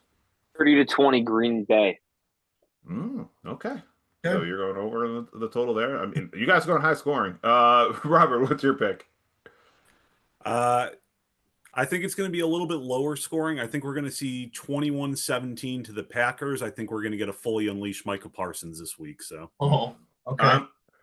I'm going with the Packers as well. I think it's just going to be closer than what you guys think. I think it's only going to be like 21-14. Lambeau, second week might be getting a little colder out there.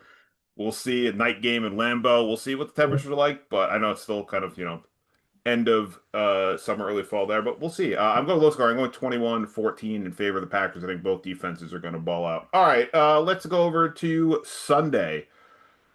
Giants at Dallas. I know I sound already so excited for that one. 1 p.m. kickoff. Spread is at 5.5 in favor of the Cowboys. Over-under is 44, and on the money line, the Cowboys are favored at -250. I'll go real quick on that. I'm going Cowboys, and I think they're going to cover the spread. I'm going with the spread on that one. I just am disheartened to see what happened with the Giants, and I think if the Cowboys kept it that close against Philly, I can only see what they're going to do to my New York Football Giants. So I tried to be a homer week 1. I don't think it'll be a homer week 2 in this pick. I'm going Cowboys, and I'm going to pick it on the spread at -5.5. Alex, who's your pick for that one? I actually got the same as you. I got Cowboys covering. I think it's going to be actually a high-scoring game, though. I think that both when bad teams are matched up, they usually score a lot of points. So I want to know if we call the Cowboys a bad team. They're like a middle team. I'll keep it, Brian. We ripped them a lot last show, so I'll give them a It's little. fine, It it's pains fine. me All right, whatever. to do it. But Brian, I think we all know who you're going with. But who's your pick between the By the Cowboys and score the though, Giants? I don't think the Giants are going to score a point again. I think it's going to be Wow. 38-0. I don't Wow! think it's. Oh, go with the shutout. I All don't right. think they're going to. I'm dead serious. I really do not think they're going to cross the 50. That's wild. We'll see. We'll see what happens. Robert, who's your pick on that one? Between the I think Cowboys and Giants. I think the Cowboys win but don't cover. I think they ultimately win by 3, but regardless of what happens, it's not on Russell Wilson. So we just got to always remember that. We'll always remember it's not a Russell Wilson. All right, we'll pick up the pace here. Real quick, we got Bills at the Jets. This one kind of surprised me. 1 p.m. kickoff on that one. Opening up at -6.5 in favor of the Bills, especially after that Jets Week 1 performance. I think the Bills are going to win that game. They're -325. Over under is 46.5. I think the Bills are going to win. But I wouldn't doubt putting a bet down on the +6.5 in favor of the Jets. Is like a fake. I got to kind of tally that. Yeah, I agree. My pick again would be the Bills winning that game, but I think a bet to kind of look at is the Jets covering the spread at +6. I think that's going to be a close battle that a lot of people are predicting right now. Robert, I'll go to you for this one. What's your pick between the Bills and the Jets? Yeah, Bills by 40. Not much else to say. Justin Fields will be Justin Fields. No. This the Pats fan come out, but I respect it. Brian, who's your pick between the Bills and Jets? I think the Bills by 27-14. Okay, even close. I respect that. And Alex, what's yours? I'll be the contrarian. I got the Bills winning, but real tight. I got them in like a walk-off field goal or a 2-point game. So if we have to put numbers on it, I'll go 28-24. I like it. Yeah, again, I don't know. I mean, again, it's the Bills, and we just saw what they did with the Ravens and making that comeback. But again, new week, new Jets.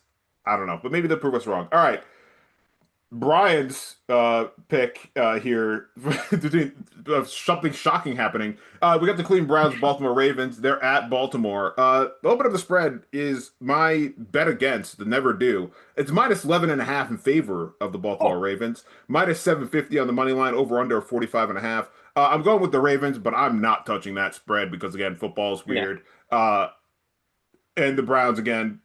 I know the Cincinnati defense is a little wishy-washy, but they kind of did look pretty good, especially with their defense. So if you are going to do anything, maybe you have the Browns covering the spreads is such a massive number. But I do have the Ravens winning that game. But again, I don't think a blowout's in store there. Alex, what's your pick between the Ravens and Browns? I think it's going to be a blowout.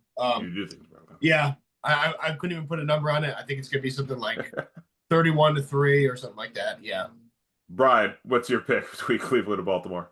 So the Cleveland Browns had more passing yards, rushing yards, and a bit of defensive game, and I'm pretty sure time possession against the Bengals, and they still lost. It just happens. It's one of those games. Now, I think that the Ravens will win this game, but only by a touchdown. But I could easily see the Browns also winning by a touchdown as well, just because it's a divisional game. Mm-hmm. These teams know them very well. There's some animosity between the quarterbacks and one being the mentor, one being the rookie at a time. And Myles Garrett's Myles Garrett now. Yeah. And yeah, he's real deal. If you force Lamar Jackson to throw the football, even though he's a great quarterback, there is still sometimes you get a little stomach ache when he throws the ball a little crazy. If he throws the ball more than 30 times a game, you get a stomach ache. That's all I'm saying. Like it. Robert, what's your pick between the Browns and Ravens? I think Ravens cover relatively easily. I think they're going to be coming out with a vengeance after what happened on Sunday. They're hearing all the talk about how they're chokers, blah, blah, blah. I think it's going to be their home opener, so I think they're going to win pretty handily. Yeah, I don't know if it's, like I said, going to be a blowout like DraftKings is saying it's potentially going to be. But I think the Ravens are going to win that, especially in their home opener. All right, next game. Kind of interesting because looking at the spread here, and I know we're trying to be rapid fire, but I'm trying to go through them quickly. It's Rams at Titans. They are also a 1 o'clock game. The spread opens up at -5.5 in favor of the Rams. I thought that number was going to be a little bit higher, especially against a young Titans team. They're -230 on the money line. Over under is 41.5. I'm going to go with the Rams to cover the spread at 5.5 here. I just think they're an outright better team than the Titans. They have a better offense than the Titans. and the Titans are still growing pains with their rookie quarterback and Cam Ward. So I kind of like it being at 5.5. I think that's a spread to look at between the Rams and Titans. So I'm going to go to Rams win, and I think they're going to cover the spread. Alex, what's your pick here between the Rams and Titans? I got the same thing. I'm really hot on the Rams. I had the NFC Championship this year, so I'm going to roll with that, cover the spread. I think they're going to win by at least a touchdown. Brian, what's your thoughts on that? Same exact opinion as Alex there, by a touchdown. Perfect. And Robert, are we going unanimous here? No, we're not. I think the Rams win, but Titans cover. I actually think Cam Ward's going to be pretty solid. So I think we're going to see a little throughout the season. He's just going to be going upwards and upwards. Yeah, I know we're going to talk Cam Ward in this one.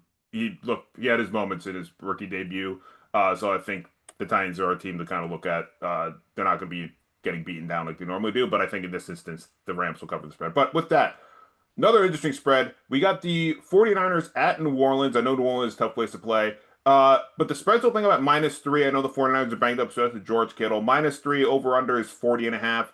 49ers are favored -170. I'm going to go with the 49ers and covering the spread here. I know the Saints played the Cardinals tough in week 1 and exceeded expectations of a lot of people. But I did think the 49ers are a better team overall. And I think that they're probably going to win by at least a touchdown in this week. Maybe it was just a fluke week 1 with the Cardinals and the Saints, or the Cardinals are taking the Saints seriously. So I'm going 49ers here and covering the spread. Alex, what's your pick here between the 49ers and Saints? I have the 49ers winning, but I don't have them covering the spread. I think New Orleans is nitty gritty. They're obviously going to try to avenge that week 1 loss and come out with some pride at home. So, Brian, what's your pick? Say 49ers by a game-winning field goal with whoever they sign. Oh, yeah, that's true. I forgot. Yeah, they do have to sign a kicker this week. So that'll be something to look at. But maybe that's why it's at 3. Robert, who's your pick for this? I got 49ers covering, and if I were to bet anything, I would bet the under in this game because I don't know how either of these teams are going to score points. So, yeah, respect, especially George Kittle going on IR. That's a big loss for the 49ers, especially with them not having Brandon Ayuk as well. So we'll go on to the next one. I know we're going to keep on going through. There's a lot of games, obviously, early start of the year. Jacksonville at Cincinnati, starting off in favor of the Bengals at -3.5. The over-under is 48.5, and the money line is -170.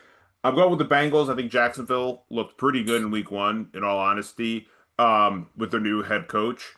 And Trevor Lawrence looked pretty solid. But I just think the Bengals, especially coming off a tough divisional win against the Browns, are going to show that offense off a little bit more. They're going to be a little more buttoned up.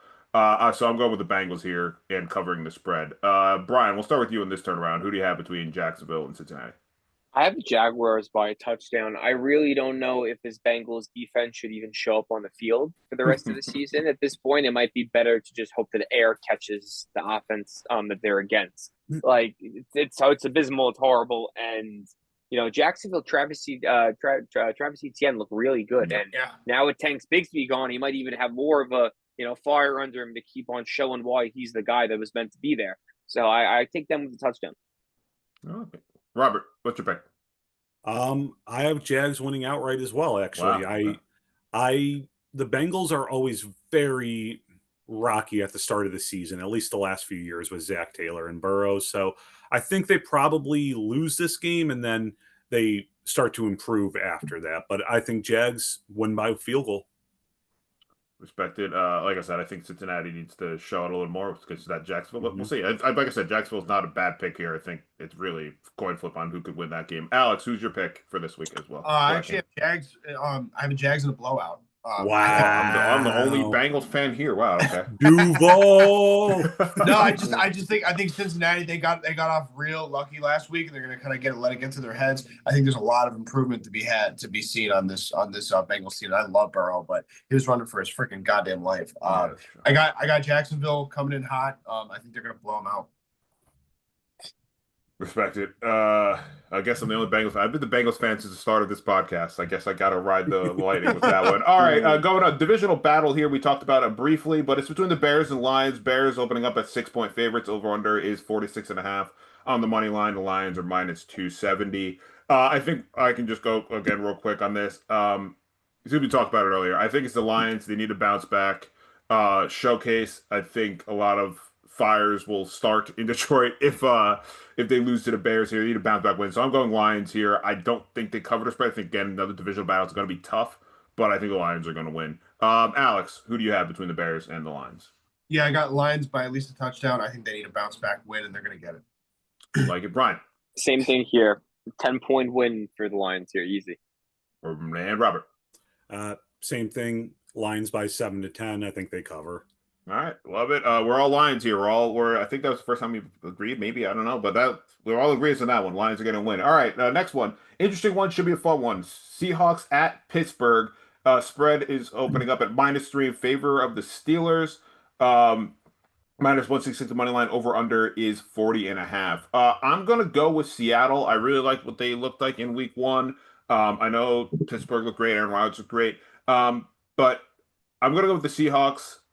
This time around, I think the Steelers just now escaping the Jets is a little bit of a tough win. And I don't know if their defense doesn't look as good like throughout they're in trouble. So I'm gonna go Seahawks here. I think they're gonna get a road win. They look pretty good in week 1, so I'm gonna go in favor of the upset there. Seahawks winning. So Alex, who do you have? Similarly, I got Seattle in an upset. I think they're going to bounce back. I like the core of this team, how they're moving to a run-first offense. I think Darnold's going to be composed and pretty comfortable. I still have things waiting to be seen from Pittsburgh's defense to start the year. So I think they're going to come in and snag one, 23-20. Like it, Brian. You don't come into the Steelers' house unannounced and put up crazy points here. So I have the Steelers winning by over a touchdown here. I think it's going to be a very entertaining game. But once those terrible towels start going in the fourth quarter, I think they're just going to start taking it to them. So I'm winning by like 8. Robert, your pick. I have the Steelers winning and covering. I think pretty similar to what Brian said. Heinz Field, that's a tough place to come into, especially with how the Steelers fans must be feeling pretty optimistic. I think they're going to be juiced up for that game, and I could see the Steelers defense also taking it pretty personal that they let Justin Fields put up 32 points. So respect, we're split on that one. We're getting there, guys. We're flying through. One thing with that, DK Metcalf. It's a revenge game. Revenge game. So, so true. We have to put that factor. So true. That is a good call out. All right, next one. We probably could have breezed by it. Sorry, Robert, but no, it's the Patriots at the Dolphins. This is a weird spread. It's a 0.5 point spread. No one's favored. The over-under is 43.5. I mean, if you're going to have someone favored, it's the Dolphins at -118, but both teams are in the minus. I'm going to go with the Patriots just because the Dolphins looked so bad against Daniel Jones and the Colts. I think with Vrabel, they're a buttoned-up team. I think they're going to take advantage of this locker room of the Dolphins absolutely crumbling. They're going to take advantage of just the Dolphins looking anemic and all the frustrations on both sides of the ball. So I'm going to go with Patriots here. With that spread being as little as it is, I'm going to go them probably winning by 3. So I'm going to go Patriots. Robert, I'll let you go first on this, being the Patriots fan. Who do you have between the Patriots and the Dolphins, even though I think I know who you're picking? Yeah, I mean, the Dolphins being favored is just so disheartening to me. But Patriots win. I think it's a bounce back game. I think Drake May looks a little better, and I think the Mike McDaniel's seat just gets even hotter after this game. So, yeah. Okay. Brian? Calling for the Travion Henderson breakout game here. I have him at for 150 all-purpose yards on this game. God and willing. I have them winning by 10 points. Dolphins belong in the sea for a reason. Let's keep them there. I think we'll be lucky if we see a combined 10 points. I think this is going to be an ugly, low-scoring game, but I got New England winning tight, something like 13-10. So. Like it. And we'll go through quickly. We have we got a couple games left on Monday night. So we'll go through quickly here because, again, some of these matches aren't really exciting, but some of the other ones leading into this. We got Cardinals, the Panthers, on the road against the Cardinals. Cardinals the favorite, -6.5. Over-under is 43.5 on the money line. The Cardinals favor is -298. We talked about Bryce Young earlier.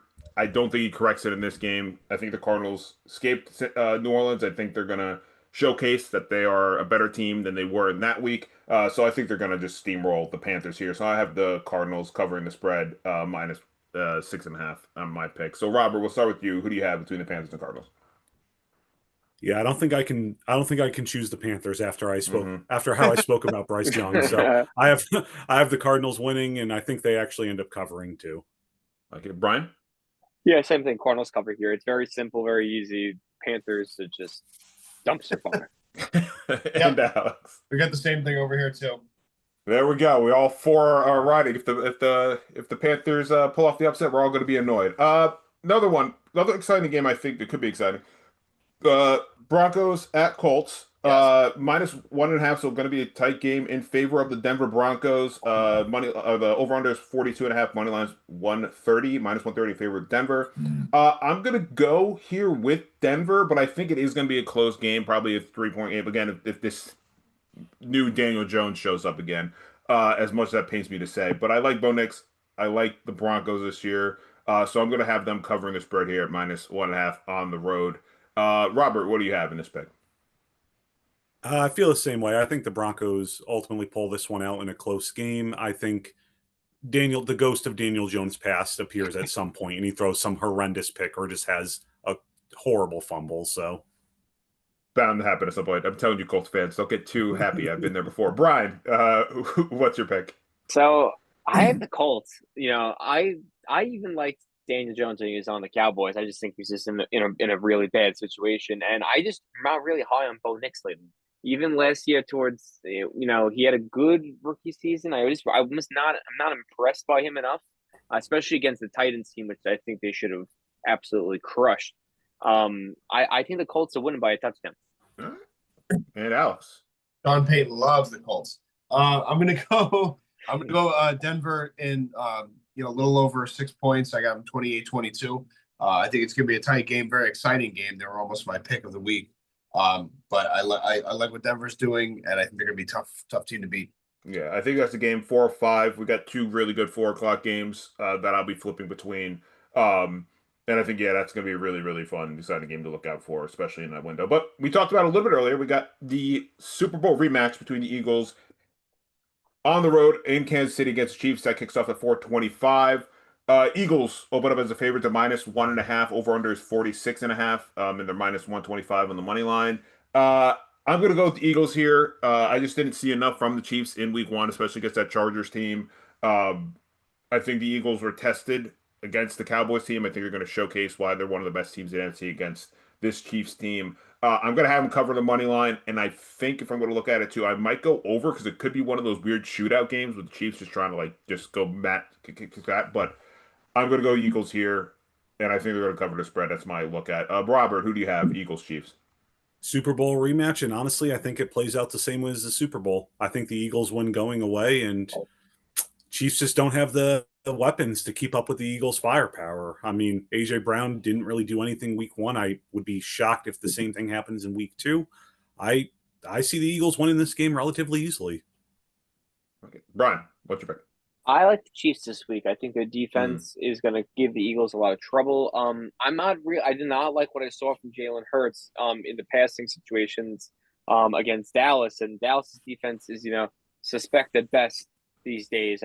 I'm being honest, as a Cowboys fan, when it comes to the passing game of recent, and I think that the Chiefs receiving core is actually put together nicely for the fitting of this kind of game where it's going to be quick tempo, short catches. Like, they have a lot of slots in that offense, so I'm expecting a Chiefs win by a touchdown.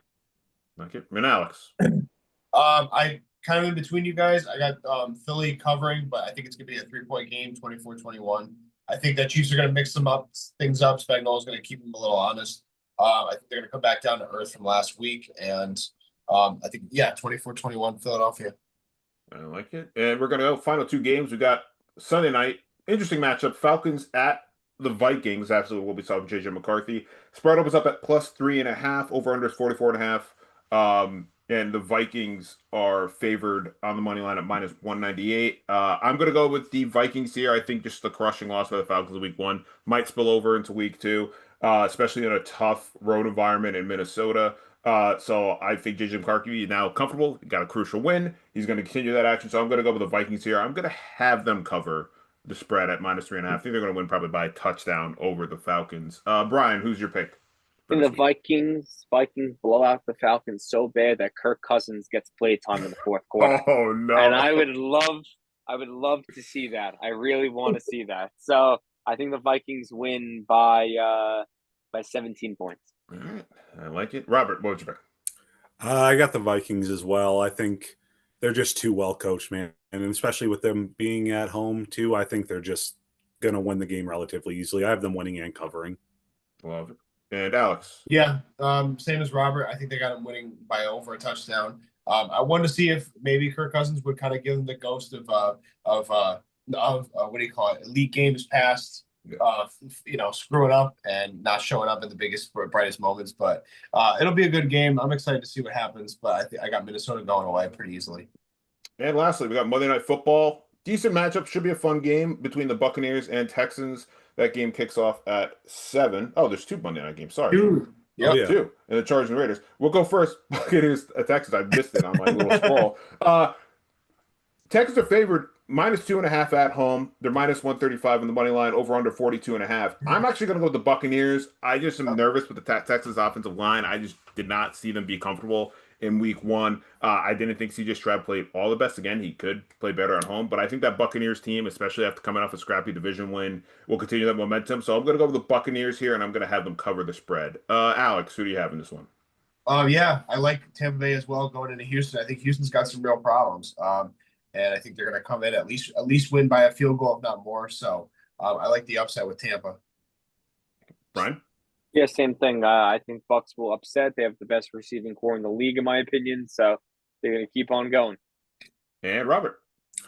I actually like the Texans. I'll be the contrarian here. I think CJ Stroud has a bounce back game. Awesome. Like it. And finally, correction, finally. We got the Chargers at the Raiders. Game kicks off at 10, so 2 Monday Night Football games this week. Spread opens up at -3 in favor of the Chargers, over under 46.5. They're -180 on the money line. I'm going to go with the Chargers here. I was just so impressed. Sorry, Alex. I was so impressed with them against the Chiefs. They'll continue that momentum, I feel, against the Raiders. I think it's going to be a close game. I think probably a game-winning field goal or a field goal-ish game. So I'm going to go with the Chargers here at -3. Robert, I'll go to you first on this one. What's your pick? I'm gonna go Chargers. Honestly, I mean, yeah, sorry, Alex, but I like I said, I really just thought the Chargers looked amazing, and I mean, like we said, it doesn't really matter if they play on the home or road; they're used to both. So, and Brian, I'm going to take the Raiders on this one. I just have this feeling with Geno Smith this year that he's just going to continue to sling the rock, and eventually the Chargers defense will break as they always have, and I think that if you just pressure them enough, it will. So I see them in a close game, winning by a field goal. like it. And Alex. I gotta go with my boys, so I'm taking the Raiders. I think it's gonna be tough. It's gonna be a very exciting game. I think there's gonna be a lot of starlets out. It's Vegas. I just want to know who it's gonna be more of a home game for. That's my concern. I think it'd be Vegas. I think it would be Vegas. But I think the biggest battle is just gonna be on the sidelines with Harbaugh and Carroll. I really do. Yeah, I think that's a fun one. Again, 10 o'clock late game, but on the East Coast at least. But I think all of us are going to be out watching that one. Should be a fun battle. But that will do it for this episode of Yards at the Catch podcast. Again, thank you to Robert. Thank you to Brian. Thank you to Alex for joining. And thank you, everyone, for tuning in and listening. Stay tuned. Where our content drops, our episodes will be dropping. We have clips. If you have anything, drop it in the comments. Yeah, we appreciate all the support so far. We're going to keep this going. It should be an exciting week 2. So everyone stay tuned for more Yards After the Catch. And we'll see you guys in the next one. Later, everyone.